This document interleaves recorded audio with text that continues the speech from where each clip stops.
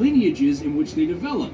Why do birds and bats and insects, for example, all have wings, but those wings operate in different ways and have totally different histories in the fossil record? Why not just have one set template for the best kind of winged thing? It's like asking every car manufacturer to reinvent the wheel.